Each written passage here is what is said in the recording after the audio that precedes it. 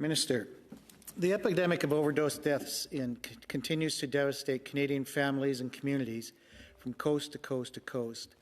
In 2023, my province of Saskatchewan recorded an all-time high in fatal overdoses with 484 deaths confirmed and suspected to be due to drug toxicity.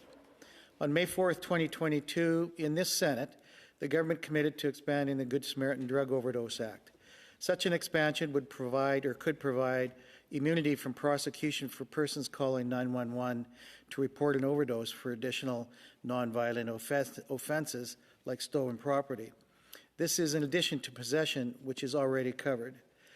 There is no time to save lives like the present, and this measure would have no cost to taxpayers. What can we do to prioritize this expansion of Canada's Good Samaritan drug overdose laws? Madame la Ministre. Thank you, Senator Klyne, for the question. And I couldn't agree with you more because the epidemic of overdose deaths is tragic. I don't think there's a single community in our country that isn't untouched by this crisis. And the ramifications and ripple effects have been devastating. What I will say is that legislation such as the Good Samaritan Act ensure that we can lower barriers to access of care in the immediate moment of overdose crisis. It allows us to reduce stigma, and it allows for good actions to be taken to save lives. Our government's unequivocal that when it comes to accessing life-saving services, it includes in that immediate moment. As you're well aware, we've supported naloxone kits and other interventions to be available to prevent overdose. I will say in Saskatchewan, like many places, there are compendium of services of care that can help to save lives. Those include harm reduction, safe consumption sites, and other comprehensive services that are needed. The Good Samaritan Act is one of many tools that we need to be able to meet people in that moment of crisis. Senator Klyne. Minister, we have another chance to save lives with Senator Dalphon's Canadian Postal Safety Act.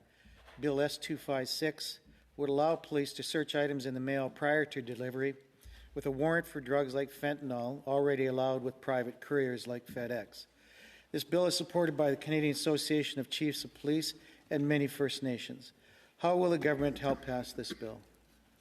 Madame la Ministre. Thank you, Senator Klyne, for the question, and I always appreciate the work of Senator Dalphon. We've worked together in the past. The Canada model, as I like to call it, is a very comprehensive framework of how we are addressing the overdose crisis, but also the illicit and very poisoned toxic drug supply that is spreading throughout the country. And we have to use every tool we have available to us to combat it. With a real lens, I say this often, we have the balance between public health and public safety to keep hand in hand as we move through this. And we need every tool that's available to us. However, I can't really comment further on the Canada Postal operations as it is really out of my scope of purview. However, I'd be more than happy to. Merci, Madame la Ministre.